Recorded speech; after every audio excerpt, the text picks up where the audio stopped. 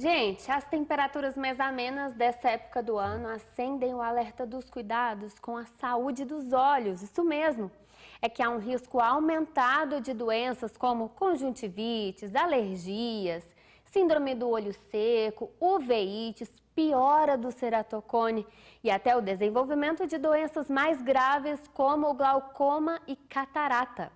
Nós estamos recebendo aqui no estúdio do Tarde News o oftalmologista Fernando Pacheco Veríssimo, que vai nos trazer mais detalhes sobre os cuidados com a saúde dos olhos nesses dias mais frios.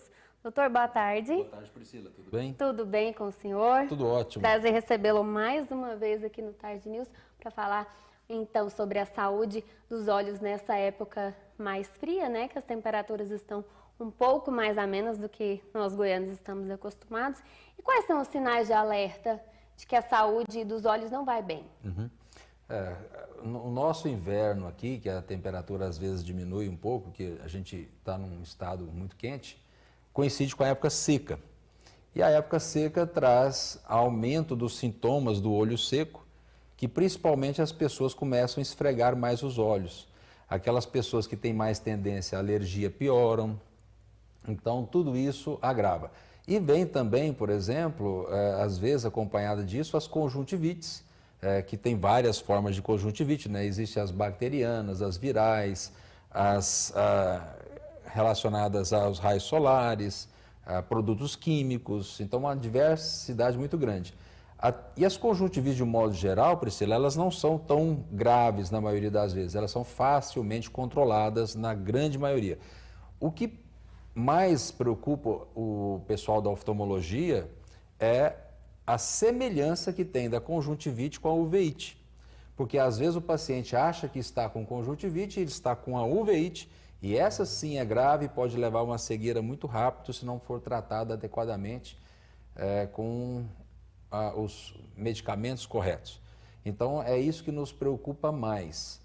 Com relação, por exemplo, o que você me perguntou, a pessoa vai ver o seguinte, ela vai ver se ela está com o olho vermelho, o olho não pode ser vermelho, se tiver com o olho vermelho alguma coisa está errada, se estiver coçando, provavelmente tem algum problema de alergia associado, sensação de que tem um cisco no olho, a pessoa, você pode observar que você não nota que você tem olho.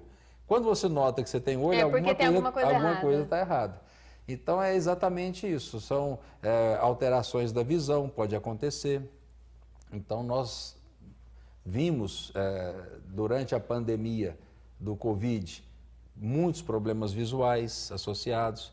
Então o Covid ele trouxe não só problemas respiratórios, como também a questão do aumento das tromboses, aumento dos problemas visuais. Então eu recebi muitos pacientes no consultório com problemas graves de visão relacionados ao Covid.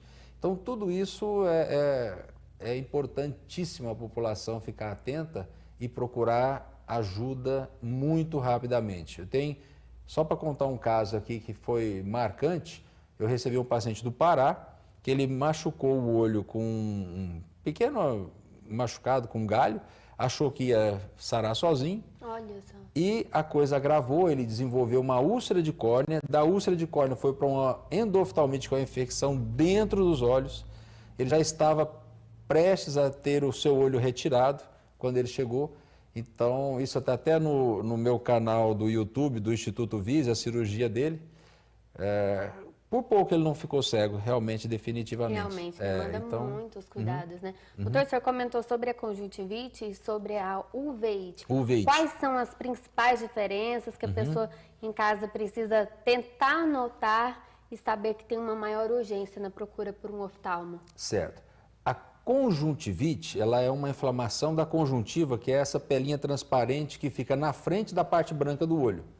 A uveite é uma inflamação dentro do olho, no que chama trato uveal ou úvea.